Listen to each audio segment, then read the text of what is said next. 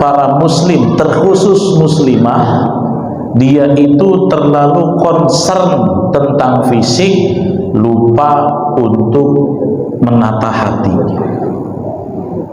Ya, padahal Allah tidak lihat sedikit pun, wah masuk surga ini harus langsing, orang kurus tidak boleh masuk, yang boleh masuk surga orang gemuk. Nggak ada klasifikasi itu.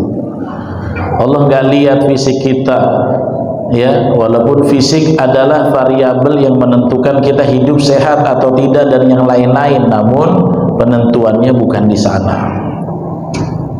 Oleh karena itu saya sampaikan sering bahwasanya ya, perhatian kita urusan manajemen hati harus seserius kita seperti mengurus jasad ini gitu.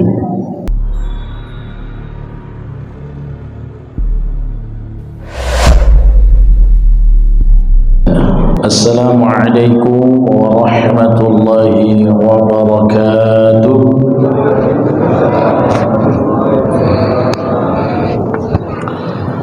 Alhamdulillah, alhamdulillahi ala ihsanih wa syukru lahu ala taufiqihi wa amtinanih.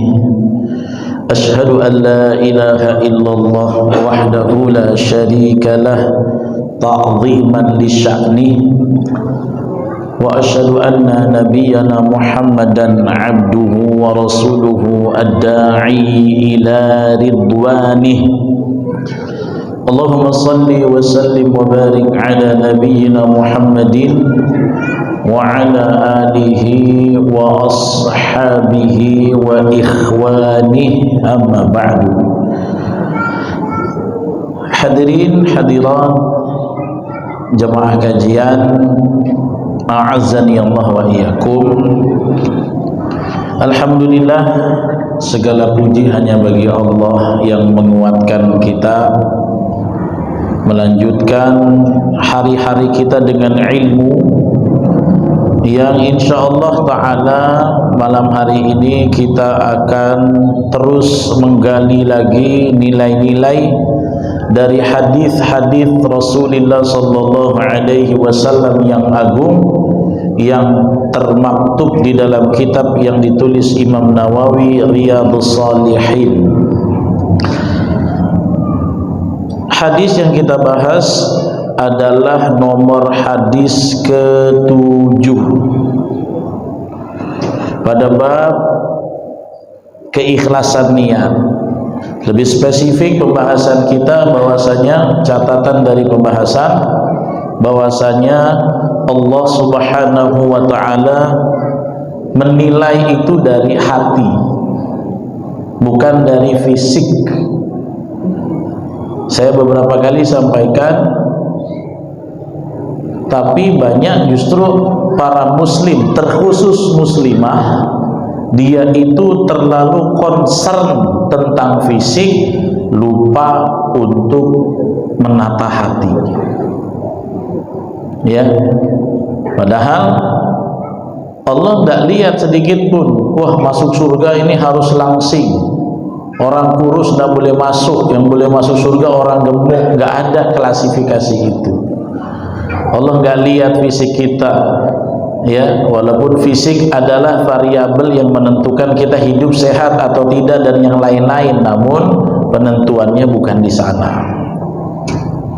Oleh karena itu saya sampaikan sering bahwasanya ya, perhatian kita urusan manajemen hati harus seserius kita seperti mengurus jasad ini gitu.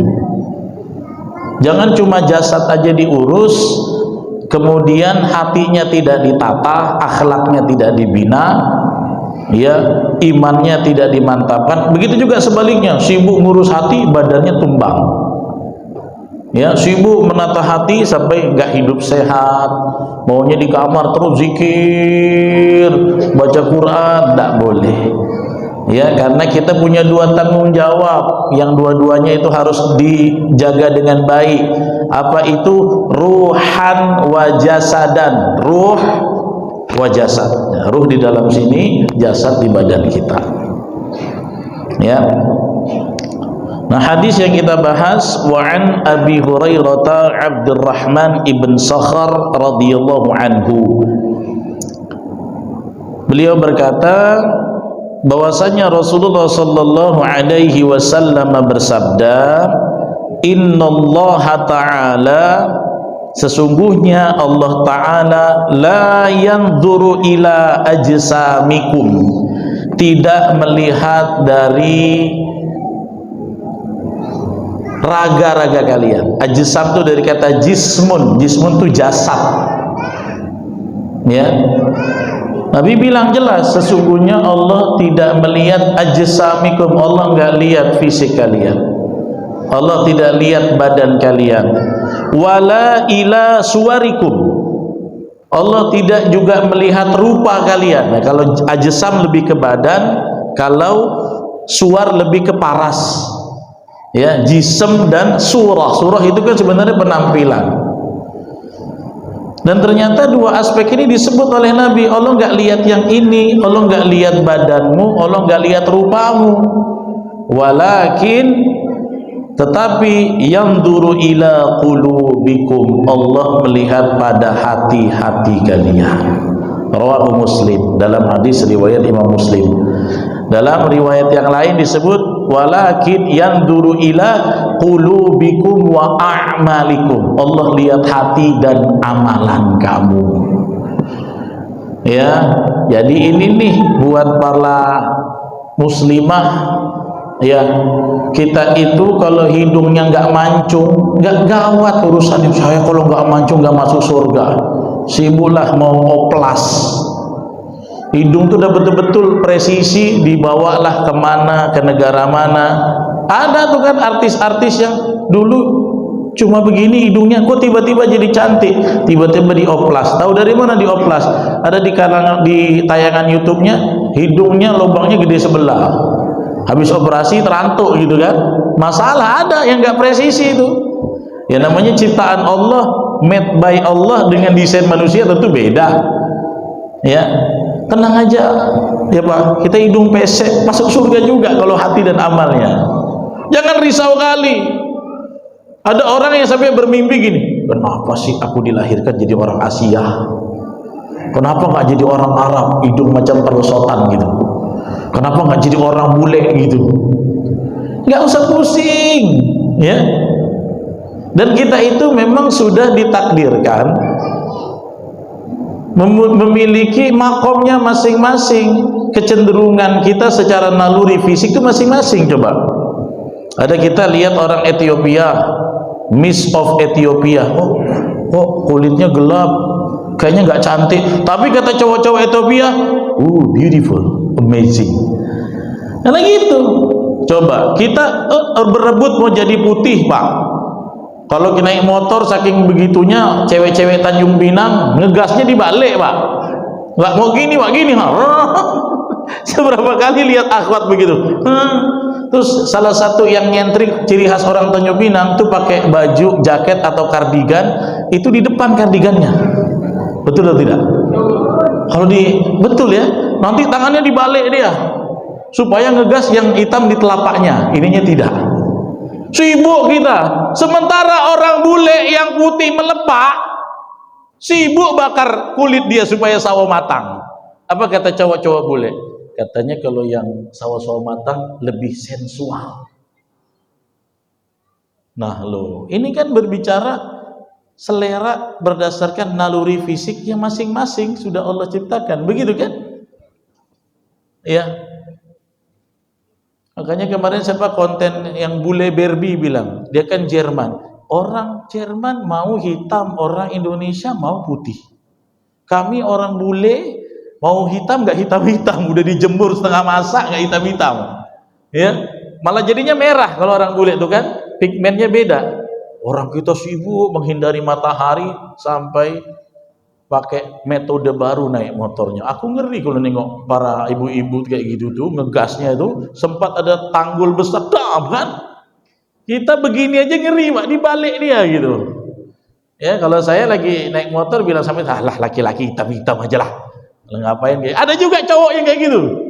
Udah pakai skin care soalnya. Ya, jangan pusing. Tapi walaupun kita harus rapi, bersih, good looking itu ajaran Islam, bersih itu ajaran Islam. Tapi masalah ajsam, badan, yang penting sehat, ya, harus dijaga kesehatannya, ya. Dan wajah ini nggak usah terlalu pusing.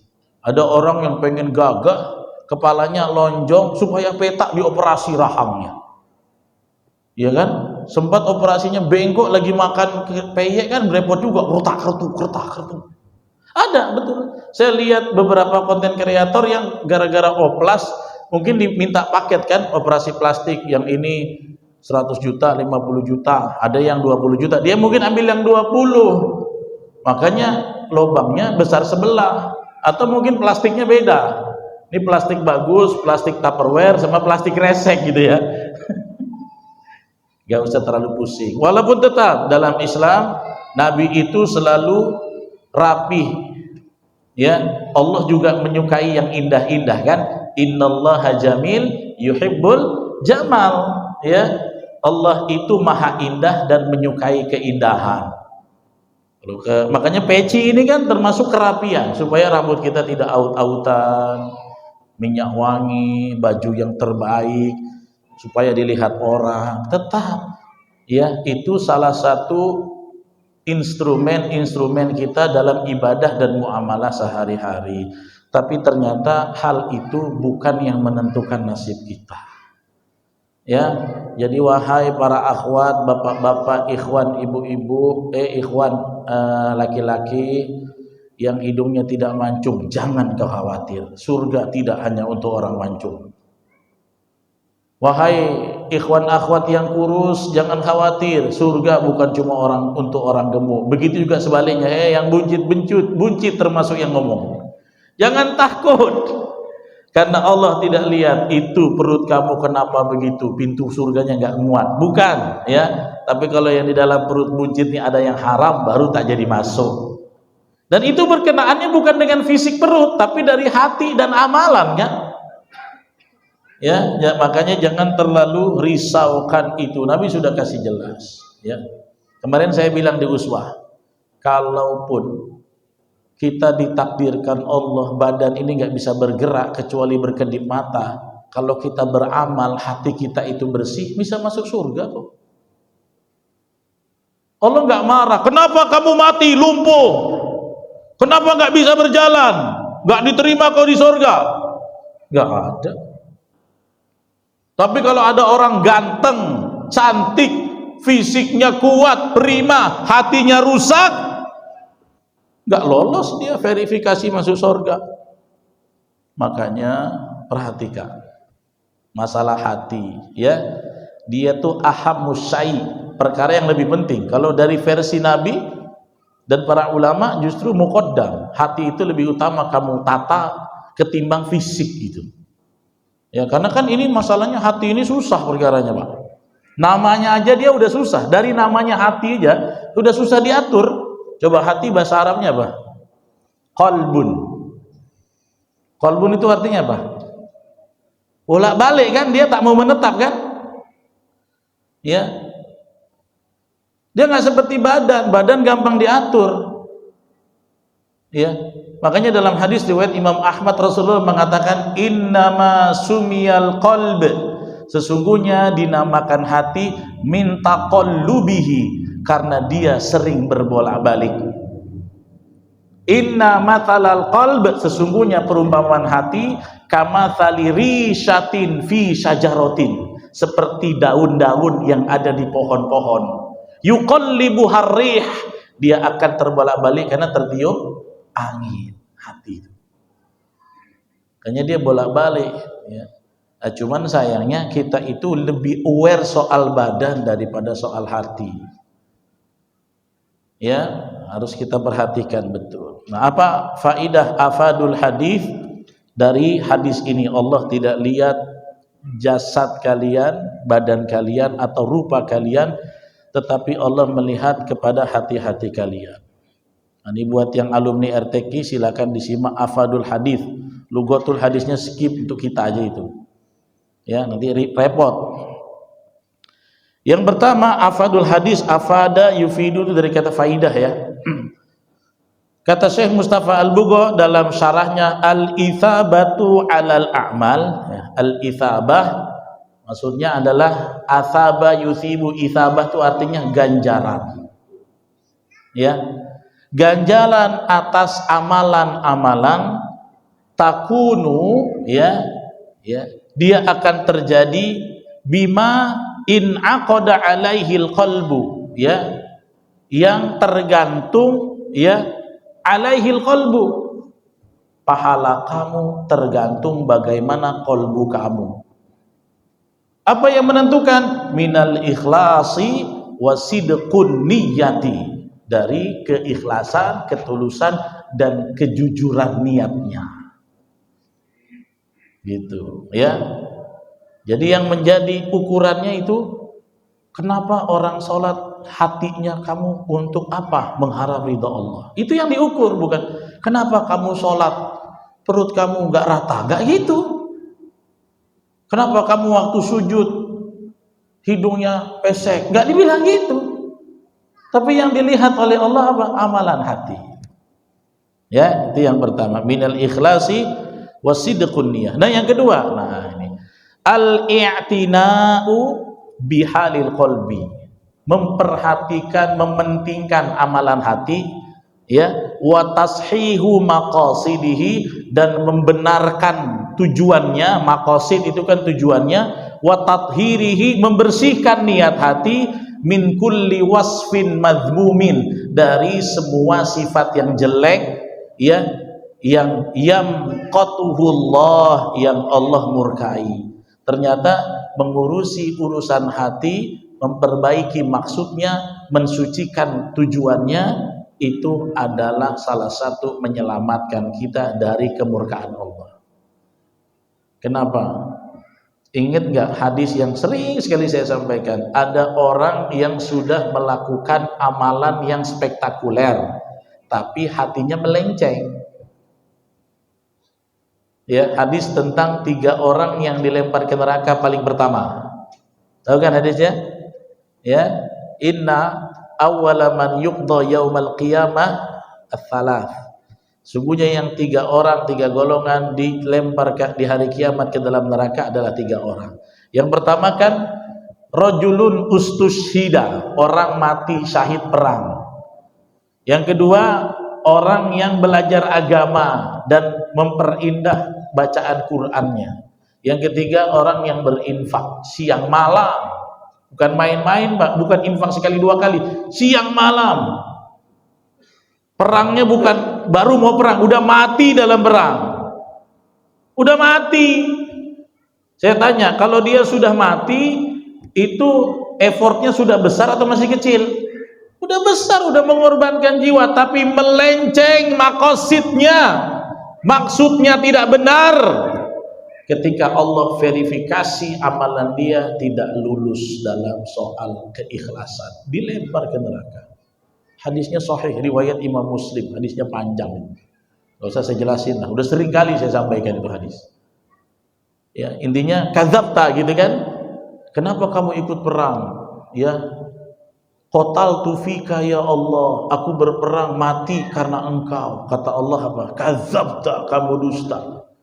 Kamu perang supaya kamu dianggap pahlawan. Berarti kan dia tidak betulkan masalah sini, onderdilnya.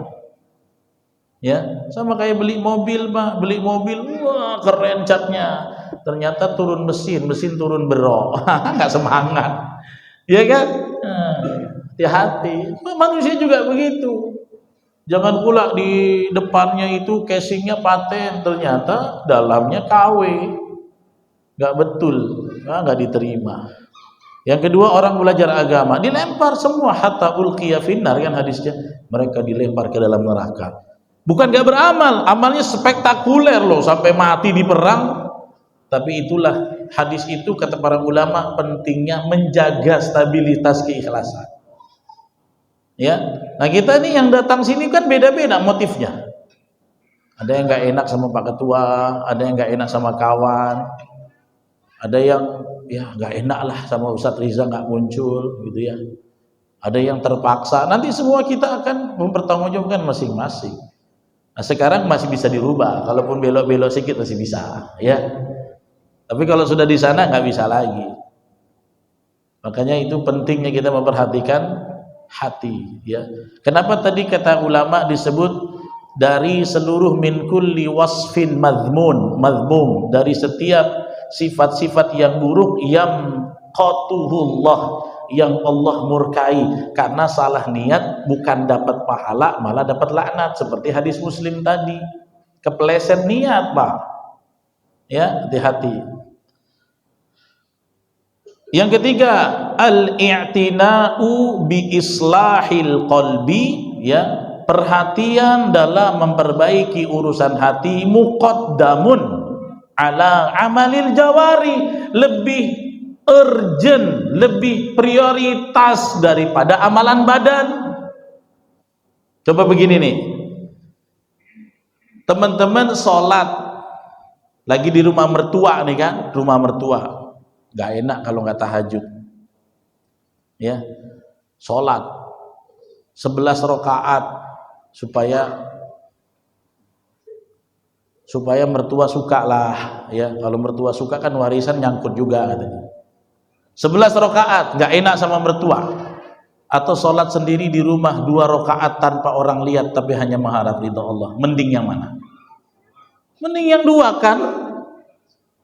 Makanya capeknya belum tentu, ya. Makanya al-i'tina bi islahil qalbi, kamu memperhatikan benarnya hati, muqaddam, itu lebih didahulukan, lebih utama, ala amalil jawarih, di atas amalan fisikly, ya. Kenapa alasannya? Li'anna amalal qalbi musahhihun, karena amal hati musahhihun, dia yang memeriksa benarnya lil a'mali syar'iyyah, setiap amalan-amalan syariat kita. Makanya semua bab para ulama kalau tulis kitab biasanya tentang apa? Niat. Ya, kita di rumah mertua sholat 11 rakaat tonggak tongge, kalau cuma karena manusia bisa ditulis Allah, bisa tidak, malah bisa dilaknat kalau kita mempermainkan niat. Tapi kita yang 2-3 rakaat, 2-nya tahajud, 1-nya witir karena Allah, nggak peduli kata orangnya, itu lebih bagus, ya. Kadang-kadang begitu, lihat di video lucu, gara-gara di rumah mertua, ya, laki engkau bisa tak jadi imam? Wah, kan gitu kan. Biasa kalau di rumah sholat biasa aja, macam lori gigi 4 lah, ya kan. Allahu Akbar, bismillahirrahmanirrahim, alhamdulillahirabbil alamin. Pas di rumah mertua disuruh jadi imam, kalah saya sudah Bismillahirrahmanirrahim, 3 lagu di bawah, ya, Hijaz, Nahawan, Jiharka. Iya. Kata istrinya, kok jadi mantap bang, katanya gitu kan, ada bapakmu. Dan jadinya berubah niatnya, ya. Ya begitu. Pernah ada video orang Malaysia, waktu di rumah mertua disuruh jadi imam subuh. Bisa nggak engkau kunut? Bisa, katanya. Kan pernah kan yang dia lari tuh di video. Habis itu tanya sama kawannya, macam mana kunut? Panjang atau pendek? Kalau yang pendek macam mana? Kunut, katanya. Kalau panjang macam mana? Kunut, kan gitu. Ada nggak? Pernah nggak lihat videonya kan? Ya. Akhirnya di rakaat kedua betul lah dibantai dia, ya. Kenapa? Telkomsel hang, tak ada sinyal.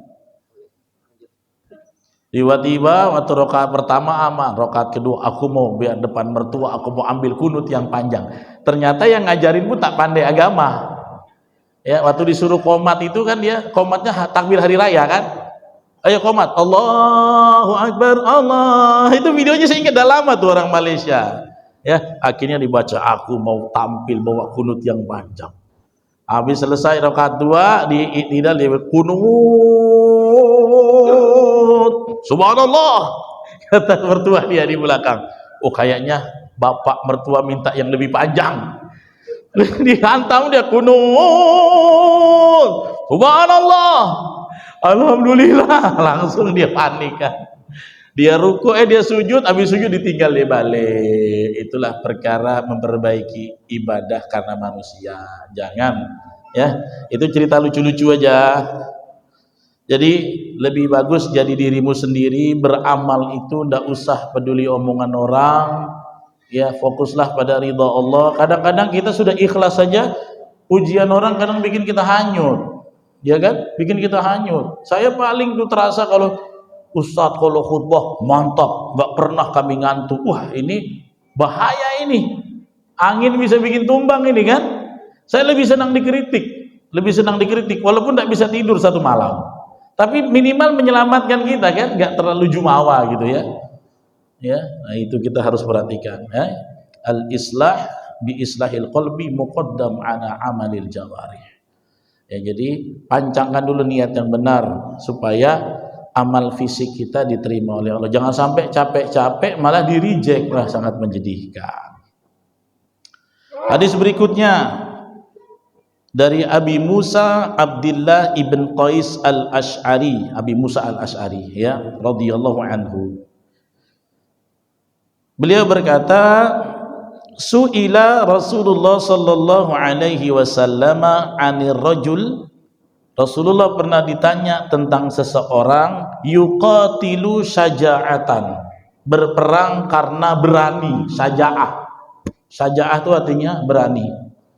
Ya. Wa yuqatilu hamiyatan, ya. Kemudian berperang karena ambisi, kesombongan. Ya. Aku enggak ada yang kutakuti supaya orang mengagumi dia, hamiyatan. Makanya kalau bahasa Arabnya hamiyah itu seperti gairah. Gairah. Tapi lebih ke negatif, ya. Negatif karena kayak gairah menunjukkan kebolehan diri, kan sombong. Ya. Wa yuqatilu riya'an, dan ada yang perang karena ingin dilihat orang, ya, ingin dipuji orang. Maka Abu Musa mengatakan ayyu dzalika fi sabilillah. Di mana di antara yang demikian itu yang perang di jalan Allah? Ada 3 ya. Yang pertama karena syaja'ah, berani. Yang kedua karena pengen show off dia, ingin menunjukkan kekuatannya. Ya, hamiyatan. Yang ketiga riyaan. Riya itu kan ingin dilihat orang. Ya, aku perang nanti jangan lupa kalau aku mati nanti bikin monumen atas namaku. Oh, berarti ingin dikenang manusia, bukan ingin ditulis di hadapan catatan akhirat. Ya, hati-hati, ya, nggak bisa kita seperti itu, karena nanti Allah akan menimbang semuanya. Ternyata dari 3 ini kira-kira mana yang Nabi bilang di jalan Allah? Mana yang 3 ini? Berani karena ingin show off, sombong, atau karena ingin dilihat orang? Kira-kira yang Nabi bilang fisabilillah yang mana? Nggak ada yang masuk. Ya, beliau tidak menyebutkan, mengomentari 3 poin. Justru beliau memberikan poin yang solutifnya, intinya. Ya, apa kata Nabi? Ya, beliau bersabda, man qatala, siapa yang berperang, litakuna, untuk menjadikan kalimatullahi hiyal ulya, kalimat Allah yang paling tinggi, fahuwa fi sabilillah, maka itulah yang betul-betul fi sabilillah. Jadi tujuannya adalah li'i'la'i kalimatillah, ya, untuk menegakkan kalimat Allah. Dan itu baru akan terkenang. Kita tuh sebenarnya ndak usah mimpi minta dikenang manusia. Kalau kita ikhlas, kadang-kadang amalan kita abadi kok. Nanti dengan cara sendiri, ada caranya Allah akan naikkan amal kita setelah kita mati, dan itu lebih aman. Kalau kita sudah mati kan, kita sudah nggak akan tergelincir lagi niatnya. Ya, saya kemarin nonton film itu, film pahlawan yang hidup ratusan tahun kan, nggak pernah show off sama orang, dia selalu bersembunyi, dia menjadi hidden heroes. Dia jadi pahlawan, nggak mau dia nampak orang, tapi ternyata ada orang yang buat clipping tentang perjalanan perjuangan dia membantu banyak negara. Ternyata apa? Allah angkat tanpa harus ngangkat-ngangkat diri. Ya, orang kalau ikhlas amalannya abadi, Pak, nggak perlu show off. Coba Imam Bukhari pernah minta nggak kitabnya ada di masjid semuanya? Imam Nawawi pernah nggak bilang, nanti kalau aku mati tolong Riyadhus Shalihin ada di semua masjid? Nggak pernah, ya kan? Tapi ternyata di Indonesia, di Tanjung Pinang, kitab ulama yang paling banyak dikaji setelah Al-Quran, kitab apa? Riyadhus Shalihin ini. Ya, coba ditanya Tanjung Pinang yang ngaji Riyadhus Shalihin, banyak mana sama yang ngaji Sahih Bukhari? Riyadhus Shalihin. Ini buah keikhlasan Imam Nawawi. Imam Nawawi nggak pernah bilang, pokoknya kitab saya nanti tolong disebar biar di semua masjid ada. Allah jadikan dia dikenang secara alami tanpa harus dibuat-buat. Nggak ada medsos, nggak nulis wasiat. Imam Nawawi, setiap orang yang baca hadis Nabi dengan susunan beliau ngalir kepada muallif Imam Nawawi. Sampai masuk kita sekarang. Tanjung Pinang itu coba kajian yang paling banyak dikaji ya selain Al-Quran, tajwid, tafsir, tahsin, ya Riyadhus Shalihin.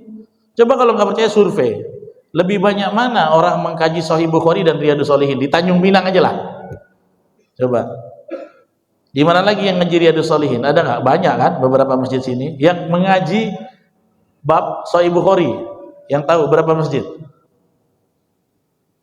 Hah? 2, di mana aja? Ah iya, tapi itu bukan Sahih Bukhari yang alamin ya. Yang saya tahu itu aja. Ya. Tapi kalau Riyadhus Shalihin banyak Ustadz Saifuddin ngajar itu, ya. Kemudian dulu Ustadz Rustam Effendi ngajar Riyadhus Shalihin, banyak. Apa karyanya bisa melangit seperti ini, kenapa? Karena keikhlasan beliau. Ya, jadi tidak perlu berniat apa-apa. Niatlah untuk menegakkan kalimat Allah menjadi yang paling tinggi. Ini hadis muttafaqun alaih. Ya. Jadi dari 3 itu tidak dijawab Nabi yang mana, tapi Nabi kasih rulesnya. Kalau kamu mau perang, kamu harus niat menegakkan kalimat Allah. Semuanya nih kita juga. Ya, bikin yayasan Islam, tujuannya apa? Saya mau bantu orang. Itu semua cabang-cabang furu', tapi usulnya untuk menegakkan kalimatullah. Ikut politik Islam, ngapain? Supaya dapat anggaran APBD? Bukan, tapi ingin menegakkan kalimat Allah. Semuanya, yayasan, majelis, semuanya itu harus orientasi ke situ. Barulah perjuangan itu termasuk fisabilillah. Selama untuk menegakkan kalimat Allah. Itu kita juga Zidan dengan teman-teman HSI, niatnya untuk apa? Bukan membesarkan followers. Saya bukan membesarkan followers supaya banyak pengikut, tidak, untuk menegakkan kalimat Allah. Kita harus memperbaikinya itu, ya. Faidah hadis, annal a'mala innama ya'taddu biha indallah bihasbin niyyati salihah. Sesungguhnya amalan-amalan, ya, innama ya'tad, ya, innama itu adatul hasar, hanya akan dihitung, ya, biha dengannya, indallah di sisi Allah. Amal kalau mau dihitung di sisi Allah, bihasabin niyati salihat, ya, bin niyatin salihah, tergantung dari niatnya yang benar. Wa annal fadla al-warid fil mujahidin, ya, sesungguhnya keutamaan yang diriwayatkan dalam hadis ini untuk orang mujahid yang perang, innama yukhassu biman qatala li'ila'i kalimatillah, khusus hanya diberikan kepada orang yang niatnya ingin menegakkan kalimat Allah, ya. Tapi ada enggak niat yang bisa menghalangi pahala itu? Ada. Walakin la yamna'u hadza min muamalatil qatil fi ma'rakah muamalatas syahid, ya, walaupun tidak akan terhalang, ya, orang yang muamalah, yang orang terbunuh ini fil ma'rakah, dalam perang, dimuamalahi seperti orang mati syahid.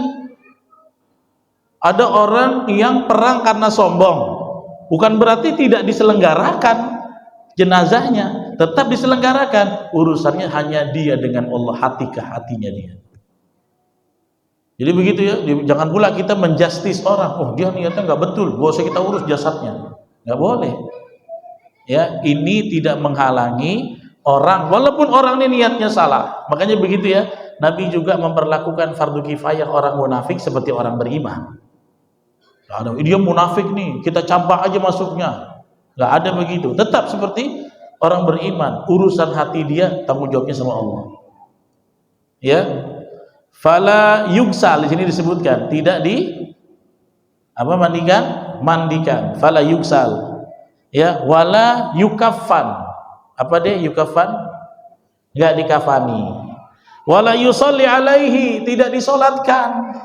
Ya. Jadi orang yang mati syahid itu tidak perlu dimandikan, tidak perlu dikafani, wala yusalli alaihi, tidak perlu disolatkan, bal yudfan, langsung saja dikebumikan. Ya, dafana yadfanu yudfan, langsung dikebumikan. Wa amrun niyah, ya, dan perkara niat, wal qasdu, dan maksudnya matrukun ilallahi subhanahu wa ta'ala, kita tinggalkan, itu urusannya kepada Allah. Kalau kita lihat ada orang yang selama hidupnya nih kayaknya mulutnya kayak munafik gitu ya, kalau ngomong nih kayak sesat ya, kita tetap bermuamalah dengan jasadnya seperti orang beriman.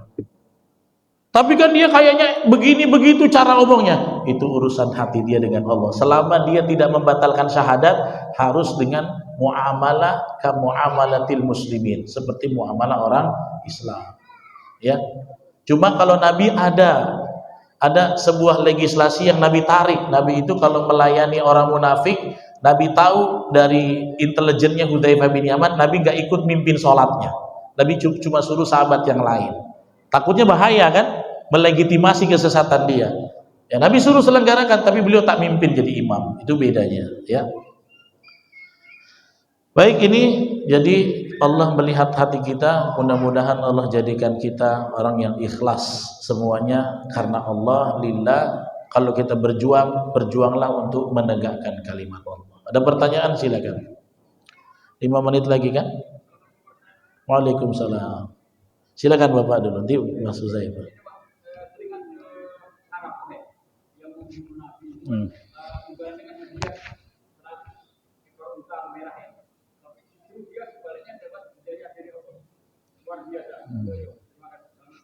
Iya, Suraqah itu yang menguntit Nabi waktu mau hijrah kan. Itu sebenarnya hidayahnya agak keras dipaksa tuh. Itu kalau nggak kaki kudanya sumblep, mungkin dihajarnya tuh. Cuma ngeyel kan, dia percobaan terus, kakinya sumblep ya. Saya pernah di Batam, di time zone itu ada loh animasi Rasulullah. Ya, saya pernah lihat itu ada kisah Suraqahnya. Ya, jadi memang sedih. Ya dia memang imbalannya itu. Dan dipaksa dengan ngeyel mau nyerang Nabi, ternyata kaki kudanya nggak bisa keluar.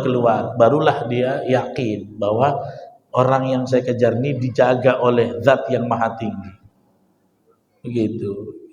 Dia Suraqah akhirnya pulang, dia tidak menceritakannya. Makanya di sisi Allah nanti dia akan dapat itu semua. Dia akan dapat kebaikan semua apa yang telah dia lakukan sebagai ya pelindung Rasulullah jadinya kan. Pasti akan dapat ganjaran sedikit banyak. Abu Thalib aja yang kafir aja dapatnya apa? Diringankan azabnya kan, walaupun tidak bisa keluar, cuma diringankan azabnya. Kenapa? Karena pernah musa'adatun Nabi inda syiddatihi, menolong Nabi dalam keadaan sangat terjepit. Nah itu. Ada lagi? Silakan Mas Uzaifah. Waalaikumsalam warahmatullahi. Amin ya Rabb wa iyyakum.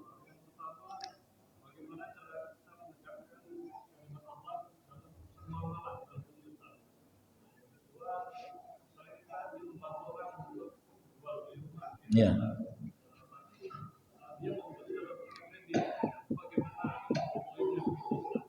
Ya. Ya, yang pertama, ya kalau dalam bisnis muamalah yang penting ini kita supaya dapat menegakkan kalimat Allah bermuamalah dengan cara Islam. Ya. Kredit termasuk muamalah cara Islam, ya. Akadnya sebenarnya yang jadi masalah. Beli barang nyicil boleh enggak? Oh, ngutang aja boleh? Boleh. Gadai barang aja boleh. Nabi aja pernah menggadai baju zirahnya kepada Yahudi, ditebus oleh Sayyidina Ali. Ternyata muamalah itu boleh. Sebenarnya bab muamalah ini banyak yang paling longgar. Dalam usul fikih, ya al-aslu fi muamalati ibahah. Dalam muamalah itu hukum asalnya mubah semua, sampai ada dalil yang mengharamkannya. Ya. Jadi kalau jual beli, kita mau jual beli, ya udah kita sepakat itu. Habis itu dia mau akadnya kredit, entah riba atau tidak, mudah-mudahan tidak ya. Mudah-mudahan tidak, maka nggak jadi masalah. Yang namanya kredit itu dalam Islam belum tentu melanggar syariat, kecuali yang kreditnya ada ribawinya, seperti itu.